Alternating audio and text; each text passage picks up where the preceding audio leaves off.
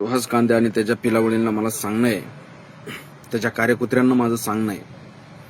सुहास कांदे खूप धुतल्या तांदळातला नाहीये. तुम्ही ज्या धमक्या द्यायचं काम करताय, उचलायची भाषा करताय, एक सांगतो तुम्हाला, जेवढा तुमच्या पुढात दम आहे तेवढा या हर्षवर्धन बारवकरांच्या दम आहे. मी पण भुजबळ साहेब आणि समीर भाऊंचा कार्यकर्ता, हे लक्षात असू द्या.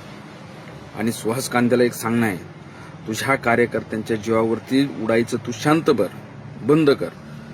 काय तुझ्या पुढात जर दम असेल तर मी तुला फोन केला तर फोन घेतला नाहीस. तुझ्यात पुढात दम असेल तर मला कधी फोन कर, तुझ्या प्रश्नांची उत्तरं मी देतो. मला तुला एकच प्रश्न विचारायचा आहे. ज्या नांदगावमध्ये या गोरगरिबांना बंदुकीच्या धाकावरती जमिनी लाटल्या, ज्या गोरगरिबांच्या जमिनी तू लाटल्या, जमिनी हडपण्याचं काम तुझ्या कार्यकुत्र्यांच्या जीवावरती केलं, त्या सगळ्या फाईली मी जर बाहेर नाही काढल्या, तिथून पुढे तुझी ITR चौकशी मी तुझ्या प्रकरणाची सगळ्या लावणार पुन्हा एकदा. कारण का तुझे कार्यकुत्रे जे आहेत ना, त्यांनी त्यांची पातळी सोडली रे. त्यांच्या बुडात पाय सारण्याची ताकद ठेवतो हर्षवर्धन बारवकर. तू मला बोलतो का? तुझा कार्यकर्ता मला बोलतो, हातपाय तोडतो. भुंकण्याची ताकद असावी, भुंकणारं कुत्र कधी चावत नाही ही मलाही माहिती आहे.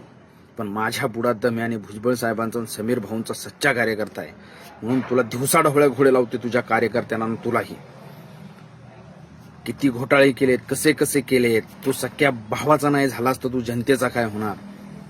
अरे तू सख्या भावाचा नाही झाला, जनतेचा काय होणार? लुटलं खोट्या सह्या करून, झेडपीची कामं खोट्या सह्या करून घेतलीस. आता सुद्धा अनेक निधी आले, ते निधी गायब करण्याचे काम केले. गुवाहाटी घातलीस, खोके घेतले. एवढा तू एक निष्ठावंत, अरे तू ज्याचं मीठ खाल्लं त्याला जागणारी न जागणारी तुझी अवलाद आहे. आणि त्या कार्यकुत्र्यांनाही मी सांगतो, तुम्ही जर फोन करून धमकवायचं आणि त्रास द्यायचा जर प्रयत्न केला तर तुमच्या कांद्याला जर नासका नाही करून ठेवला तर नावाचा हर्षवर्धन बारवकर नाही सांगणार.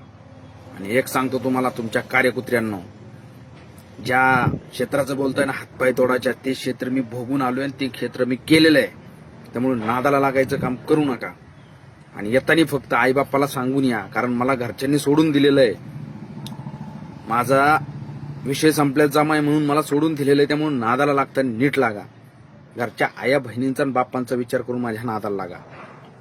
आत्ताच सांगतो, धमकवायचं काम करू नका. सुहास कांदे, तुझ्या सगळे मी फाईल आता बाहेर काढणार. लोकांना धमकावून जमीन हडपण्याचं कार्य, सुपाऱ्या घेऊन केलेली कामं, लुटमार केलेली कामं, पुन्हा जिल्हा परिषदेमध्ये सगळ्यात मोठा केलेला फ्रॉड, तर तुझा सगळा फ्रॉड आता मी ITR मार्फत, चौकशी मार्फत बाहेर काढणार. आणि त्याला तू तयार राहा.